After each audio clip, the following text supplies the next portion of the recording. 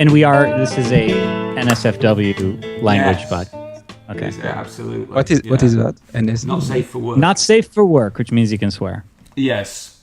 We've made a decision not to use the C word anymore because I was using it rather too much in the early. Still. I'm still debating on this one. Depends on the guest.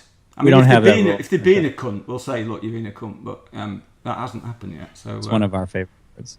So I'll try to rein it in. Let's kick. Yeah, don't worry about it. I mean, if you bring it up, I mean, it's just your reputation that's fucked, and you've not really got one anyway. Right, I don't. Neither have I come to think of it, and he has for sure. Good. So okay, let's kick it off.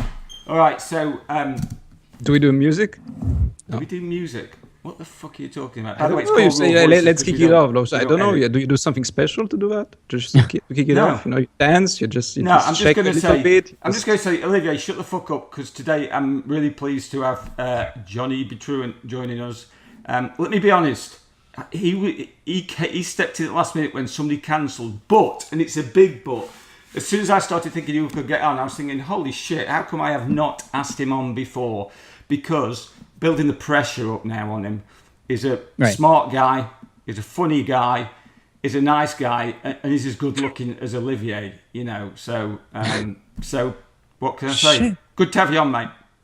No, thank you. I don't have a good accent, though. You guys both have better accents than me. Yeah, that's what we have then. Okay, that's the American accent just kind of sucks. That's the only compliment that you can give us, the accent that we have. Wow. Okay. No, I can give you many other compliments, but I mean, come on, what are we going to do here? It wouldn't be true. Yeah, I'm not that kind of show. I could pull the accent, but then I'd be a two-bag job. One bag on my head and one on hers in case mine fell off. But anyway, so tell us what you're up to. I mean, we met years ago when you were in the blogging, and I know you're moving away from that. So what's going on? I am an author. I am an authorpreneur, I suppose you'd say. So anybody who's an indie author at this point you're a businessman as well. So we do the self-publishing podcast. So we talk about writing. We do a ton of writing. We have a few big series, a few not so big series of novels like fiction. And what else? We're launching an app currently. Going to do a big crowdfunding campaign for that. It's a story creation app, like a pre-planning app. What else? What else we got going on? Launched a podcast network just recently. So in addition to the self-publishing podcast, I think by the end of the month we'll have 10 podcasts. So that'll be kind of fun. Just generally overworked. Sorry. So, I'm saying 10 separate podcasts or 10 editions of the same podcast. Yeah, 10 separate podcasts. And I think that... But it's not. It's one of those things that sounds way more impressive than it is. Like, is it impressive? Yeah, I guess. Like, it's a lot, but it sounds more impressive than it is. So, for instance, here's an example. We do these. We call them Ask Us Anything. So we'll do a Q&A once a month, and it's just in the evening, and people ask us questions. We record those. That's a podcast. We already have 2. So we have the self-publishing podcast and a show that will be rebranded as Worst Show Ever, which is just a stupid. Us being irreverent. But then we have like a daily podcast that's just 3 to 5 minute, like answering questions that we would answer anyway. So we just answer them on the podcast. So the reason that we went, you mentioned that I used to do blogging. Blogging's kind of a pain in the ass, like because I'm putting my words into fiction. So if I'm gonna write, like the last thing I want to do is sit down and write blog posts, but I can talk into a mic all day. Like that's easy. So it's the same content, but it's just becoming a podcast. So that's pretty cool, I think. Can I ask you a question? That's not the point of an interview, you fucking idiot. Yes. Can you wait at least 3 minutes before insulting me? Okay. No, probably not. I was just polite, French are a little bit polite, just like me. Oh yeah, the French are known for their politeness. You go to France, you'll see it demonstrated everywhere you go, I'll tell you. Yeah. So Are your podcasts successful? Meaning, do you have an audience, like a big audience? Well, there's only 2 that currently exist. So yes, the self-publishing podcast does quite well, and it's the number 1 self-publishing podcast. Not that it's called the self-publishing podcast, but there are several, and the other one isn't meant to be successful. Like it's the show. It's called Worst Show Ever. Like it's stupid, we don't care. We're just doing it. It's just mainly to bag on our third guy, Dave. The others will be because we have some a promotion that I don't think I'm really supposed to totally talk about, but there's some serious. They should do well. Like they'll hit new and noteworthy. They'll do well. Yeah. Okay. But currently, there's only 2. Okay, so I give you this case. Okay, let's hypothetically imagine, like, okay, out of the blue, we have a podcast where you have 2 guys, right? Mm-hmm. 2 coaches with accents, Yes. That it doesn't, and they really struggle, hypothetically, they're struggling with their podcast to build an audience. What can you tell them to do in order to build this audience? It's really unsexy advice, and that's to. How long have you been doing it? I'm assuming you're talking about you guys. We're just talking, hypothetically. They may have been doing it about 9 months, I would guess, if they had been. I don't know. Okay. Well, unfortunately, the least sexy advice is you have to do it every single week. You have to be. Oh fuck no! You have to provide good and helpful content.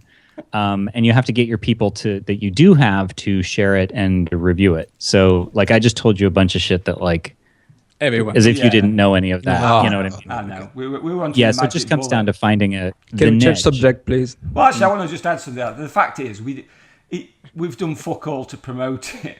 We've done absolutely nothing, and he wonders why we haven't got an audience. I mean, James Altucher tweeted it, and he's got 150,000 on Twitter. And it got 1 retweet. So but that's because it's Twitter. Yeah, like, Twitter's the worst promotional engine ever. Yeah, I agree. At least do Facebook. It used to be good. I mean, Twitter was great in the early days, but now it's just fucking noise. It's people. But is it something else? Because there's so many people doing podcasts. It's unbelievable. You said you will have 10 at the end of the day. Yeah. Isn't it too much content? Actually, is it like are we? I know, but Tim, you have a different opinion on that because you say that podcast is only starting right now. But everyone is doing podcasts right now, no? Everyone is doing podcasts, but the thing is that we do already have an audience. So a lot of this is driven by people already know us and kind of have been asking for this. So we're having a podcast that's coming up it's just going to be called The Smarter Artist. And we actually have a network page on Apple. It's not filled out right now on iTunes. So it's sterlingandstone.net/FM for Sterling and Stone FM if you want to check it out. But it's there will be The Smarter Artist is going to be the daily one. And people have been asking us about that because it's just like they email us questions all the time. And so we can parlay what we have going in the self-publishing podcast into other podcasts. I would never start with 10 podcasts and be like, we're doing 10 podcasts. Like, we have no audience. We're just going to make 10. I think that would be nuts. But it's easier to add them once you already have the people who know you and like you. Sterling Stone, I did already go and look at that, actually. I actually, Olivier thinks I never do any research, which is largely true, but sometimes, and that, so my, when I think of you, I think of somebody irreverent and funny, anti-establishment, but that site looks almost so corporate. Is that a deliberate decision? It didn't look like what I would have expected a Johnny B Truant website to look like. Well, it's because we're a publishing company, so it's not just Johnny. So there's 3 principals. It's me and Sean Platt and David Wright, and we manage 6 imprints, and so to have that much that breadth of stuff, it does merit a slightly different vibe than anything that I would do myself.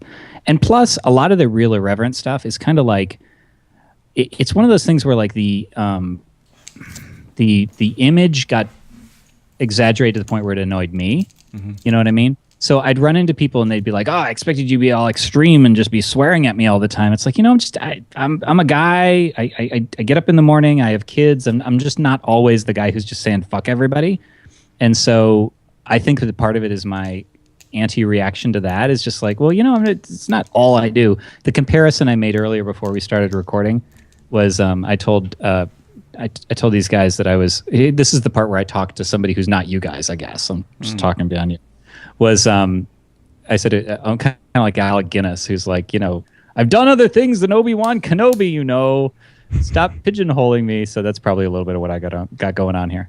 I think I've heard this you before. hear that from comedians a lot as well, when the people expect them to be on all the time. Do you know what I mean? To be just cracking jokes time after time. And a lot of them, actually, there's a ridiculous amount of comedians who suffer from depression and that kind of thing, and that's why they get into comedy. But that's another matter, and I'm shooting off at a total fucking tangent. So that makes sense. So the name, is that just, did you pull that out of thin air? Because it sounds so corporate, Sterling and Stone. Well, I can't take any credit for this, because as much as I think I'm a reasonably good strategic thinker and a good entrepreneur, my partner Sean is much better at it. And it's the sort of thing, like, I like to be the best at things, and that was hard for me to admit to myself. Like, I was like, no, he's just better at it. He's just better at it. And so Sterling and Stone is Sean's vision first. He created it. And I always agree with Sean once we get going on something, but it's amazing how often he pre-guesses me, and I say, damn it, why didn't I think of that first? So Sterling and Stone is a name that he came up with, and it means nothing. The story that he's told, because people have asked, is we needed and when I say we, it was Sean first. I wasn't in the first iteration of Sterling and Stone. We needed a company name that spanned the breadth of all the imprints, which are varied. So it had to incorporate all of them. It wasn't. That's another reason it has a neutral feel to it, is because it covers a bunch of different things. And so he says that he and his sister, when they were growing up, decided that the fanciest name in the world was Sterling Maccabee. Like, that was just for some reason, that was just one of their jokes. Like, I'll bet Tim knows the Sterling Maccabee because you're British, right? I don't. What is it? You just must know that guy. But anyway, so then it was Sterling, they thought could be one, and then, there's always two, and so Stone seemed to go with it, and I don't know, Sean's our name guy, so he came up with it. Yeah.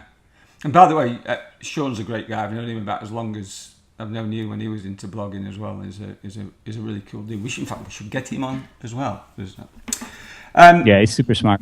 So you're publishers, so you're a self-publishing company, but presumably, supposing I've written a book, an ebook, would I then come to you to, like? No, we publish our own stuff. It's just your own stuff. Okay. Yeah, and much like the podcast, like when I say it's six imprints, I mean it's pretty much the three of us. Like, we have a few people slotting in there and stuff, but it's pretty much just us. Like, we just produce a crap ton of stuff. So we don't publish other people. We're not that kind of publisher. Right, okay. It's just, it's our own stuff. Yeah, because that's just fucking ruining my follow-up question, because I was just saying, well, isn't that just like being any other publishing company? But now I can't do that because it's not. It's your own stuff. So that was for sure. Johnny. Yes, sir. To be honest, I didn't know you, right? Surprise. That's okay. What do you mean surprise? Because I didn't know you. Surprised because you're a nobody. Why the fuck would I know you? Usually I know some of your guests that you invite, but I didn't know Johnny. So I went to your website, and I think you mentioned that you're going away from this blog thing, from your website where you're publishing your books. But I've read a couple of your blog posts, which are pretty dark, I must say. Not dark, but there's one which is very popular. The universe doesn't care about you, or something like that, or this. Yeah, that's my Alec Guinness post. So I hear all the time. It's called The Universe Doesn't Give a Flying Fuck About You, and the reason that it's called that is because I talked to Julian Smith, who I don't know if you know Julian, but he's very much like my old image. Like, he's very much kind of fuck everybody. I mean, not literally. But he had a post that was called "How to Be Fucking Awesome," and it did very, very well. Like, it was, I think Cosmo reprinted it. It was one of those things. Like, it became this phenomenon. And so when I talked to him, he said, I learned that when you put "fuck" in a title, for some reason it does very well. So I said, okay, I can do that. And so I wrote that post, and I put that in the title specifically because it's a shareable. Like, people are like, "What is this post?" And it did do very well, but now I'm kind of like, people tell me that they really love that post, and I'm flattered by it, and I thank you. I tell people, but at the same time, like, I published 5 million words of fiction over the past few years, and like, that's where my heart is. That's what I want. And you're talking about this blog post that I wrote 6 or 7 years ago. Well, so I am so relieved now, because I've been wondering whether I can publish a post why I like to fuck rabbits, and now I know that it'll go viral and it will. That's all you have to do. It's literally the only thing. How many times did you put "fuck" in your blog post, Tim? You know, it's not I tried it a second time. Sorry, go on. Yeah, I tried it a second time. Usually I didn't care. Like that was the one that I was strategic. I was going to try and make it go viral. And then I tried it again. And then I actually talked to Julian later and he said, well, they changed the algorithm. And so like Facebook now, I think they'd censor it. And so it didn't work as well. Like they would say the universe doesn't give a flying blank about you or something. And people just didn't click it as much or they couldn't share it. And so it didn't work as well. But I only did a few of those. Is that the guy that wrote Trust Agents with Chris Brogan? Oh. Yes, but Trust Agents is very much not a demonstration of. No, I know. I used to read his blog. He had a really cool blog. In fact, he had a blog that looked like blogs do now, but like 5 years before other people sort of cottoned on. So obviously, cool dude.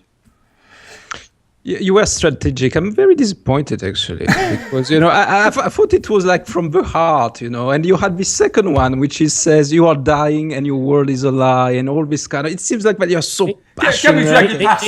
We should have asked you before if we could do that. They are. I want to cut that off right there because the naming convention was strategic, but I think I might have already had the blog post written, and I never. Like today, like this is a cliche, but we don't do anything for money. Like we want money, we definitely want money. We want a lot of money. Really? Shocking, right? But we've always done things that are just kind of they look stupid in the short term, like publishing in first 10 books were in 10 different genres, that sort of thing. Like that's not what you do if you want to make money. It's just stupid if you want to make money. Pricing our first real at $10, which is for a self-published author. Like that's stupid. So it was the same with blog posts. Like I've never written blog posts to go viral, but if it had the potential to go viral and I could do something magnetic like that with the title, I would. It's very much from the heart. That's how I've written pretty much everything, is especially the blog posts because they were very personal.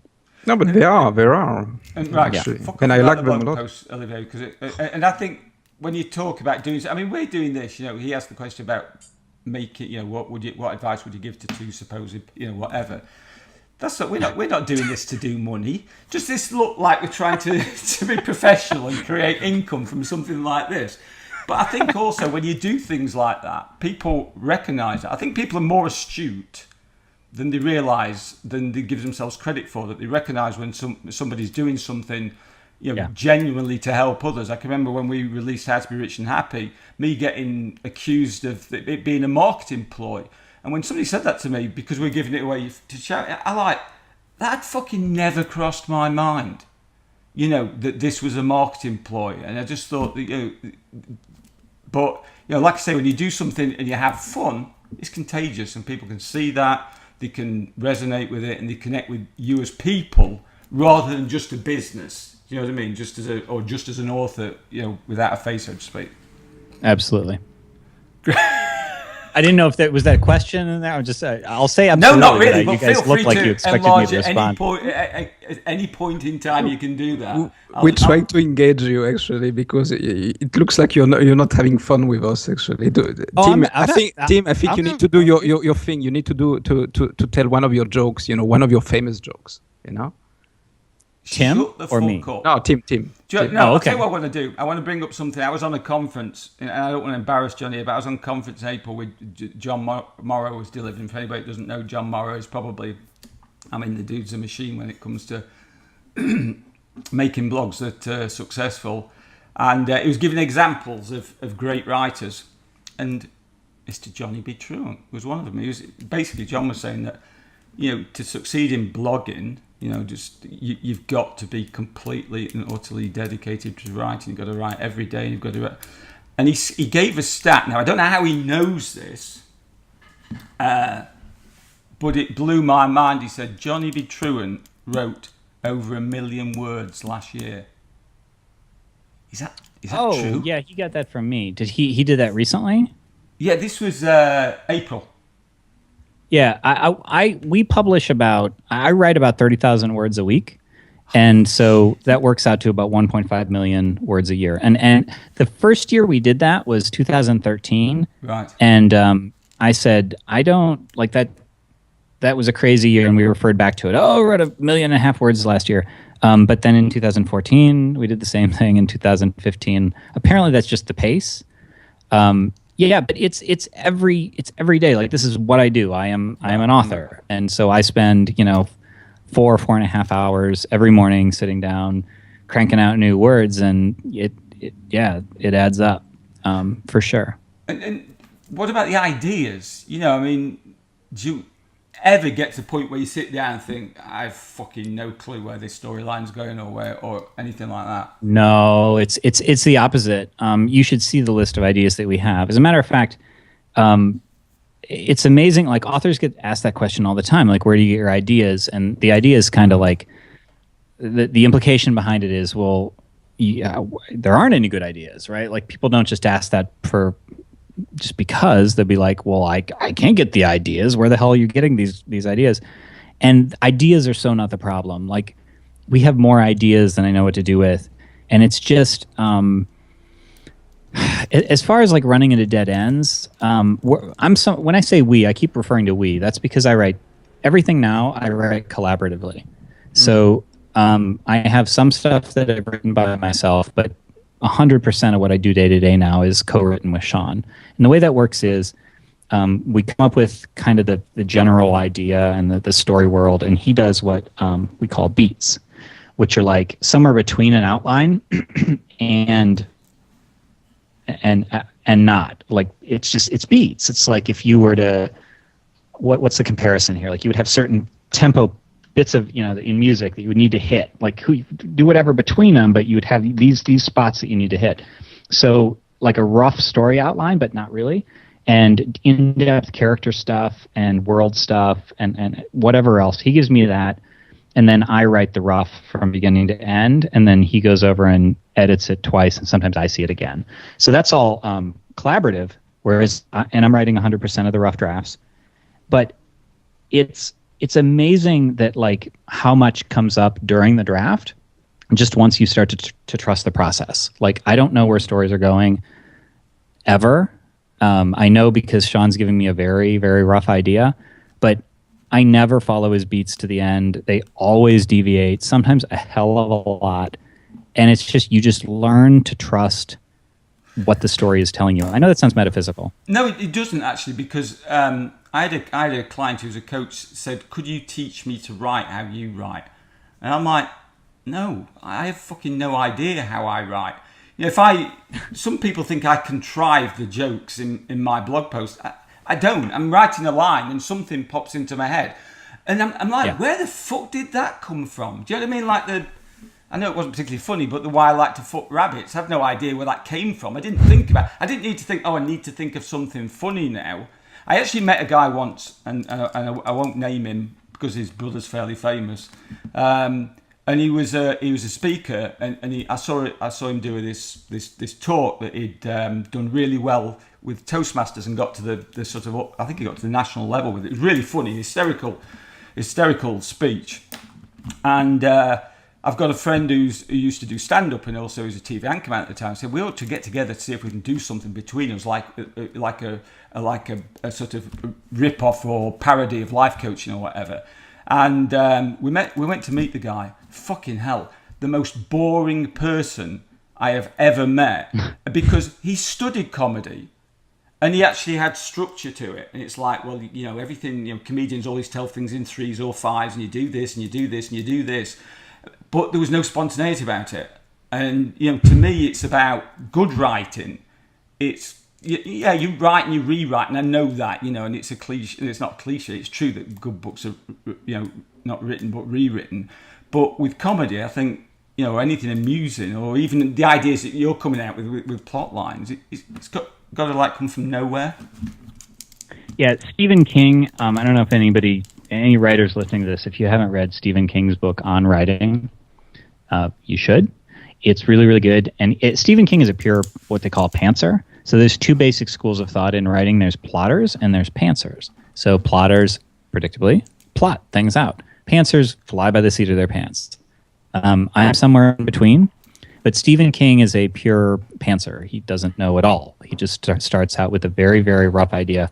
Like Salem's Lot was, what if vampires, invaded a small New England town? Like that's what he started with.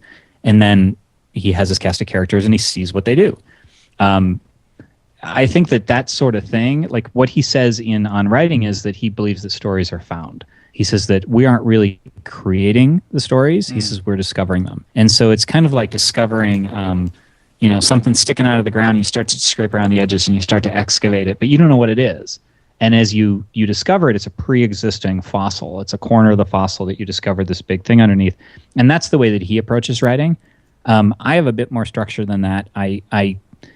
But I don't really force things to happen, and it's really, really common to just let's see what happens. We just finished our biggest, most ambitious story world is called The Beam. It's a science fiction political thriller story. And we just did season 3 of that. It's written serial fashion, so episodes and seasons. There's 6 episodes in a season, like TV. And we just wrote season 3. It is the most complicated thing that I've ever laid eyes on. Like the idea of there's the machinations that are going on, and this person knows this, and this person's over here, and there's dozens of characters, and there's identities within identities. So people have like false identities, and does this person know that this person knows that? And there's a lot of that. And when we were writing that, it was like, where is this story going to turn out? And I go, I have no fucking idea. And there's some stuff that came out that seeds all the way back to like season 1. Like some random thing happened in season 1, and that was necessary for this really, really cool thing that happened in season 3. And so it looks like we're geniuses. Like, look at that little seed that they planted. But that's not the way it works. Like it comes about as if a miracle. And while I'm finishing this up, I'm just like, oh my God, I have no idea how this story is going to come together. It's so complicated. But after doing, 5 million words at this point or whatever it is, like it just always does. And so I don't question it anymore. That reminds me of Breaking Bad. Was it, in the first ever episode of Breaking Bad where Walter loses his pants when his... Yeah. And then his pants reappear right near the end of was it in the last episode or very near the end of the there's no way the writers planned that. They weren't planning 5 seasons down the road. It was just like somebody said, you know what we could do here? We could do this. And that was a shit story, but I just thought I'd share it because I've only got shit stories. But don't you think that the creativity process, that these small bits that we have in this burst of ideas, we kind of store them somewhere, or we just like it's there in processing maybe. I don't know if it's subconscious or somewhere, but it's somewhere in our minds, and I'm not so much of a writer, but I'm a musician, and if I can have the same analogy, I think I recorded 10 unsuccessful albums, right? They are shit, they are not selling at all, but it's so easy to, when you pick a melody, it comes from nowhere, right? The song comes from nowhere. It seems that it comes from nowhere. And then the more you think about it, you say, oh, but shit, this is something that I've heard over there and something that I rehearse over there. And all this, suddenly you make it yours, kind of, So I don't know. Do you think that this is kind of this creative process works like this, or? Yeah, I totally agree with that. I just kind of try to keep my eye on the ball. Like I'll make myself notes as I go, just so that I don't lose things or forget important things. But it's always there's stuff that's steeping in the back, and I think the way that I kind of look at it is once I write something, then it goes into my grab bag, and so later on I'm going to need something. I'm going to need some device, some sort of a plot twist, and I'll be like, okay, so what do I have to work with? Oh, there was that thing 3 books ago. What if that made a reappearance? And I think you're right. I think that it's just kind of like floating in the background in your head, and it does kind of come together in a way that's quasi magical, but it's because you've been ruminating on it. It's been floating back there. I think that sounds very familiar what you described. And it's a brilliant way to keep people engaged in the books as well. And if people that follow the series to bring that a character back in or whatever, or refer to something earlier on, it's a really cool way of getting them to stick with the series. So these go on. Sorry, you're going to say something, Johnny? Well, I was just my favorite example of this sort of thing is Lost. So were you Lost fans? No, I fucking hated it. Really? Well, I just knew they were never going to get off, so I can't be doing with things where I know there's never going to be an ending. I liked it, yeah. I like the first season. I liked it a lot. Okay, well, so this is going to make Tim go, well, that's why. I get it. But did you know that at the end of the first season, when they ended that and they found the hatch, right. Nobody had any idea what was in the hatch. They're just like, let's make a hatch. And they ended the season. They said, we'll figure that out in season 2. And that's the way I do a lot of this. And you say, well, I think there's this concept of like fences make great art. So if you constrain yourself, so Olivier, with music, you might say, okay, well, I'm just going to use these few chord progressions, and I'm not going to give myself the full buffet. For us, a lot of times it's time constraints or word count restraints. We did a thing where we published something from scratch. Like there was no idea on day 1, and by day 0, we were able to hold up a book that was finished and edited. And like those constraints, I think, force you to be super creative because you have this limited palette. Absolutely. And I think that's the sort of thing that's what I think of with the Lost season 1 thing is like, okay, well, I guess there's a hatch, like can't back away from that. An idea before season 2. Shit. And will you deliberately do that? Will you deliberately end a book with no clue as to an idea in your head of where the next one's going to kick off? I've done it many times, yeah. Okay. It's almost become to the point. So it's funny because on the self-publishing podcast, it's me, Sean, and Dave. And Dave is our pessimist. So Sean and Dave write together under one of our imprints, and Sean and I write together under one of the others. And Dave is always worried about writing himself into corners. Like, I'm going to write myself into a corner on this one. And I will deliberately write myself into corners. There was one time where we ended a season, or maybe it was a book, and it's like we went out of our way. Like, how could we get out of this? No, make sure we close that off. Well, could we get out of it? No, make sure we cut that off. So it was like we ended it with a deliberately constructed no-win scenario. But the solution that came out of that was like I thought super cool. Did you guys read Misery? It's in the book version, not the TV, not the movie. No, it was Stephen King? Yes. I've read it, yeah. But a long time ago, yeah. Okay, so there's this if people have seen the movie, and I guess she did cover this in the movie, but it's not as cool. Where I don't remember the names of the characters, but the nurse, Annie Wilkes, she recovers the writer, and he's written her favorite character to death, like she died.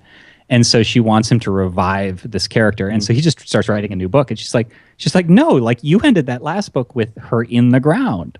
So you have to, that's where you have to start. You have to start with her buried in the ground. And so I think that when you're forced with those constraints to say, well, shit, I got somebody dead in the ground. What can I do? Like that, it really, really forces you to say, okay, well, let's throw out the old rule book and let's try something new. And I think that's where a lot of real new innovation occurs. And it can't be a fucking dream either. It can't be. It was all a dream. But like Dallas. Right. So, yeah, exactly. That's what I was thinking of Bobby Ewing. But there's a certain amount of, that sounds like haphazard, but there's almost, paradoxically, a certain amount of discipline to do that, to say that, this is what I'm going to do, and I'm going to, basically drop myself in the shit, having the confidence to know I can get myself out of it again. So you must have... Does that come just from the amount of writing that you get to the point where you just trust yourself to come up with something? Were you like that in the beginning? Have you always been a bit sort of like gung-ho? No, I wasn't nearly as gung-ho. The project that we have coming up is so intimidating. So we talk about doing things for money or not doing them for money. We have a book it's my favorite of our books. It's called Axis of Aaron, and it sells about as many copies in a month as our most popular sells in an hour. Like it's no hyperbole. Like it's that unsuccessful relative to our successful one, but it's my favorite. And so we're writing a new one coming up. It's going to be this year's like literary novel, and I'm sure it'll sell just as few, but we want to do it. And like just the concept, which I can't tell you about because it would blow it, but it's just like, how the hell are we going to pull that off? How the hell are we going to pull that off? And there's a lot of faith that goes into this writing because, it's not faith anymore though, because like you said, I've been here enough times, and at the beginning it wasn't that easy. At the beginning it was like, okay, let me see where I can leave myself an out. But at this point, I'll just burn bridges at the end of books, or we'll start out with something that just seems impossible to pull off, because, well, knock on wood, we just haven't failed yet. Like it just hasn't occurred that we haven't come up with an idea. Mm-hmm.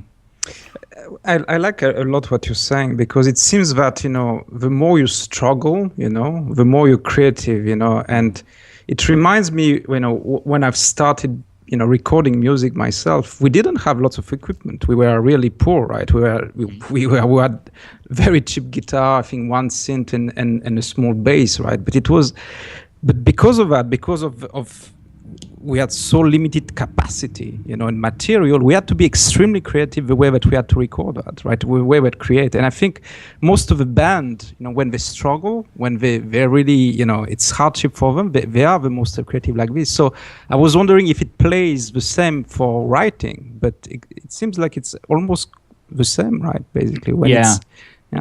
You see what I mean? It absolutely is. Absolutely. And as a matter of fact, what comes to mind with that is, I just listened to a fantastic Tim Ferriss podcast with Robert Rodriguez, the director, and he talks about when he was doing El Mariachi, like he would do all his edits in the camera because it was the film was so expensive. Right. Like he didn't have any money, so he just and they would do one take of everything because again the film was so expensive, and they recorded without sound and had to do this herky jerky editing job because the camera was loud.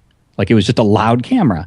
And he's like, people say that, like, look, the innovative editing style that they did. He's like, no, it's just the film was too expensive.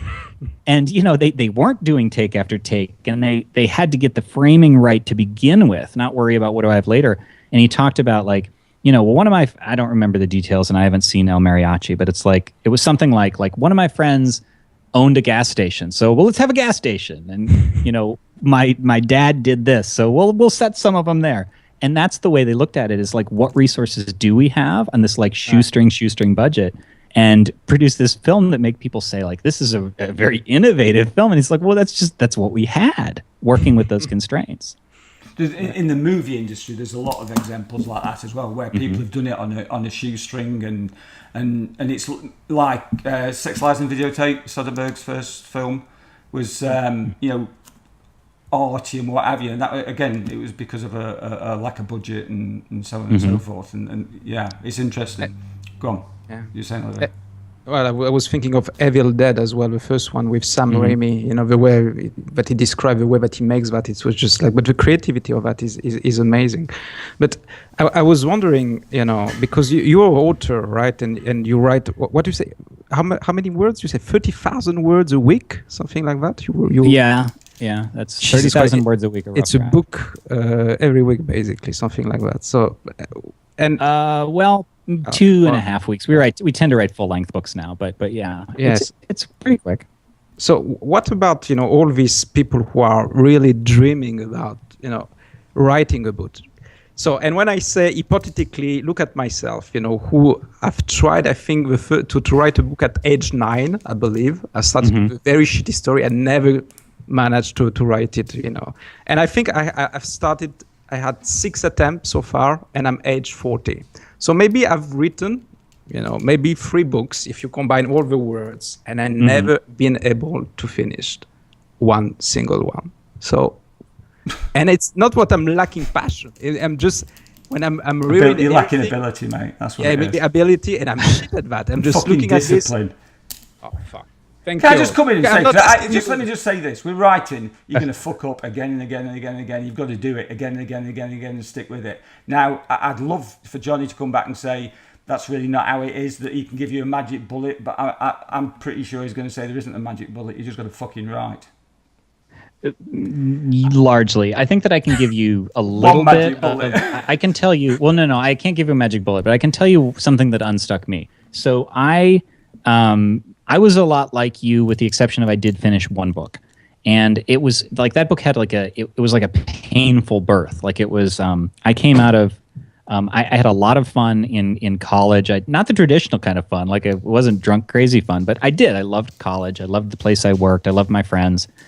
And when I got out of college and moved to a very polar opposite environment, and promptly started having panic attacks because it sucked. And so when I wrote that book, the first book that I wrote that I finished, it was semi-autobiographical in that the lead character was basically me. And I started it almost like a journal, like it was like things that really happened. And so that gave me a crutch. In other words, like I was writing that book to escape from the less fun times that I was currently having in real life and go back to those times in my head. So I finished that book and I just gutted it out because I had to. Like that was my escape. But then when I was done, I spent 12 years not being able to write another book. And it was like, son of a bitch, I've done this before. Like where, why is this so hard? And I would start stories and I'd, the beginning is always interesting. Yeah. And then what I think really dawned on me, and this is like the stupidest epiphany ever, but it did, is number one, I think that, so summing it up, it was that shit needs to happen in your book. I would have these great premises. So it'd be like, well, what if this situation occurred? And so I'd start writing about that situation, but there wouldn't like be an actual plot. Like there wouldn't be characters who needed to grow and develop and that they wanted things and that they encountered obstacles and they had an arc that they needed to go through. And I would just be like, so our book Invasion, like what if there was an alien invasion? Okay, well, what happens in that book? Like you can't just say, what if there is an invasion? And I think that really saying, okay, well, so who are my people? What do they want? And then putting some structure behind that, like not an outline, but just what are the beats? They do this, they do this, they do this, and they end up here. That made a huge difference. And then it was largely, as Tim said, just gutting it out. We had James Altucher on not long ago, and he said he is a guy that was coming on our podcast and probably did more research on us than we did on him. so he said he was talking about a blog post that I'd written and said, you could have done this and you could have done this. And he's all about, very much tearing his soul out every time he writes something, and he said, and I get his point. I don't particularly necessarily agree with it, and because for the stuff you're writing, it's not the case. But he says that if what you've written, when you put it out, if it doesn't scare you a bit, then you shouldn't be publishing it. And maybe that's what you've done. Actually, maybe I'm wrong there because, in terms of you with finishing books with nowhere left to go, maybe that's the same thing, kind of scaring yourself into, Yeah, I have a few things to say about that. So Joshua Fields Milburn comes to mind as another guy who I know sees writing the way that you just described that James Altucher does. Mm-hmm. So I don't know if you know Josh, but he's a great guy. And he's one of the minimalists. And he's just like, you could just like, writing sounds terrible. Like it just sounds like you're gonna scoop your soul out. And it's like, oh my God, why would I ever want to do that? It's very much not that for me. I have a lot of fun when I write. But that said, some of the stuff that I write is kind of gut-wrenching. And not in a genre fiction like it's gory or twisted way. I just mean like emotionally. Some of this is tough shit. And but it's fun to write because it's an exploration. And it does, I see where I could say that it scares me, but I think that I've become immune to that a lot because a lot of it is fear of shipping and being judged. And with the first book that I had that, but by the second, somebody was saying, I forget who this was, it came up on our podcast. Somebody was saying that if you look at an author's first book, their first fiction book, that they you can tell all their neuroses. Like you can psychoanalyze them on the basis of this book because all their shit's in there, And that's definitely true of my book. Like that book is just like all of me is in that book. And so I think it is scary with something like that. But as I go on, we've told so many stories that every character I think is a little bit of the author. And a lot of it is maybe the dark side, the shadow side of the author. And so in that way, it's a little vulnerable, but I've gotten way past the idea of what will somebody think of this, or will somebody, if I have a character who's a murderer, will people think that I want to murder somebody? Like a lot of that has gone away. But I know that in blogging, publishing the most successful post did scare me, and they made me say, ooh, should I have done that? For sure. The Universe one that you mentioned was that way, but it was my most successful.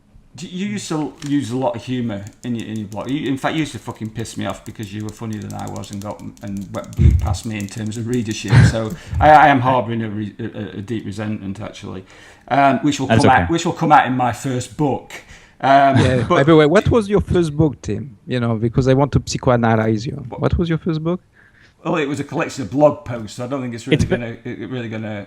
There's nothing. Yeah, I think you got to do. I think you got to do fiction. Fuck hell, you can just. Yeah. You just need to watch a few of these podcasts to psychoanalyze me. I mean, a client said to me she deals with people who are highly neurotic, and she said to me about being neurotic. I said, I'm not neurotic, and she started laughing. I said, She said, are you serious? I said, yeah. And then she started explaining what neurotic people were like. I'm thinking, fuck, I'm neurotic. I'm 53. I'm 53. I didn't even know I was neurotic. But anyway, what I wanted to ask you, because this shows a complete lack of research by me in terms of going out and reading your books, but we did only know a couple of days ago. You That's okay. Come on. Do you use much humour? And if you do, is it like, you used to use quite a bit of dark humour. It's not the type of stupid Monty Python humour that I tend to lean towards. Well, I write all our emails, so we're indie authors are sort of guerrilla marketers, and so Stephen King and Dean Koontz, those guys aren't writing their own emails, I don't think, nor do they need to send them, but we do. We think like marketers, and we write those, and those are almost always funny, and they're irreverent and stupid in the way that you're referring to with my blog posts. Now, as far as the fiction, I'm looking at my shelf right now, and there's only one title that I can think of that isn't funny at all, and it's a shapeshifter story. It's basically a werewolf story called Cursed, and there's nothing funny in that book, not even a little bit. But everything else has funny moments, and some of them are hopefully very funny. One of our imprints is called LOL, which we had to segregate that because it's meant as a humor line. And if it's mixed in with our existing stuff, it was confusing people. They were like, well, what the hell is this? What is Space Shuttle? Next to the beam. Are they both sci-fi titles? No, Space Shuttle is basically a written sitcom. It's hopefully funny. So we have some that are outright just trying to be funny, but the rest have usually a funny moment here or there. Mm-hmm. I think that if you write characters who are real, most people either do things that are inadvertently funny, like the equivalent of like a pratfall, like things happen to them that are funny, mm-hmm. or they have a sense of humor. And I tend to write characters who have senses of humor, so they're kind of wise asses. I don't know if you guys read The Martian, but we had Andy Weir on our show. He's a great guy, and his book is about a guy stranded on Mars, and it's full of math. And so it's like, well, so how funny is that book? And the answer is very, because his lead character is basically just a wise ass. And so if you have a lot of characters who are like that, so the short answer is yes, pretty much everything, even Write, Publish, Repeat, which is our nonfiction, one of our nonfiction books, that has humor in it too, because it's our podcast in written form, and we're wise asses. So, do you write only nonfiction? By the way, fiction. Sorry, is it only fiction books that you write? No, we've settled into a pretty good rhythm here. We predominantly write fiction, but each year we write a literary book, which is what I was mentioning earlier, and each year we write a nonfiction book. So the first nonfiction, which people have said very nice things about, is called Write, Publish, Repeat. And that's the tagline is the No Luck Required Guide to Self-Publishing Success. So that's nonfiction. And that's our kind of flagship for the self-publishing podcast. And the second one is called Fiction Unboxed. That was last year's. And that book is, it's the story of the book that I told you about before, where on day 0, we actually ran a Kickstarter campaign for this. Not for the book, but for the project. Where on day 0, we had no idea, and people kind of threw ideas at us. It was like improv writing. And then we wrote a 100,000-word book and published it in that month, by the end of the month. And so that kind of tells that story. And then this year's is called, it's a sequel to Write, Publish, Repeat. And it's called Iterate and Optimize. So it's after we wrote, published, and repeated, which is the success formula, more stuff. Then we had to iterate our process and optimize what we had. So yeah, we do one a year. And by the way, anybody listening to this, including Olivier that wants to self-publish, should definitely go and read that. I've not read it, but I know you've done it. To me, it's all about when people write books, have people, in my industry, in the self-development industry, there's so many people who've written books that or trying to sort of help coaches with the business because they failed as a coach themselves. Like I can help you, and it's just right. So you're the guy that's done it. I don't want to sound patronising, mate, or too sort of brown nosy or what have you, but you have. So it's true. And if John Morrow thinks you're a superstar. Well, thank you for that, because we've made a very I immediately put my hand up, by the way, and said, I know him. Please like me vicariously. We made a very specific focus of that. We said we don't want to be the guys who just talk about writing and right. and don't do it. So, and plus we're storytellers. We don't want to be that guy regardless. And so we put a really strong fiction focus, and we are a fiction profit-driven business. Like our profits come from fiction. And what kinds of stuff do you get a chance to read a lot? I mean, because that's the other thing that John said. Most people that write a lot also read a lot to get better.